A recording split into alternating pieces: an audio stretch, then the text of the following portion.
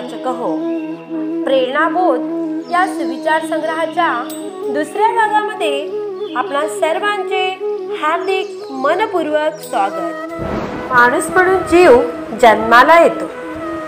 जीवन जगत असताना अनेक चांगली वाईट माणसं, अनेक नातीगोती, अनेक मित्रमैत्रिणी त्याच्या आयुष्यात अगदी सहजपणे प्रवेश करतात. कधी कधी जीवाला जीव देणारी माणसं आयुष्यात येतात. कधी कधी गोड बोलून फसवणारी माणसंही त्याला लाभतात. कधी कधी यशाची खूप मोठमोठी शिखरे तो चढू लागतो.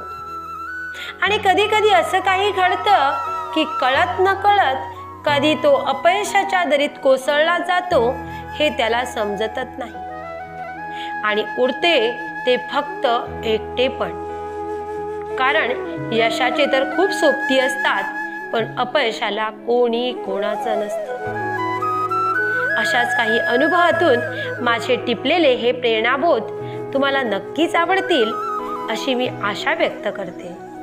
प्रेरणाबोध या सुविचार संग्रहाची मी लेखिका दीप्ती उर्फ प्रेरणा गावकर. धन्यवाद.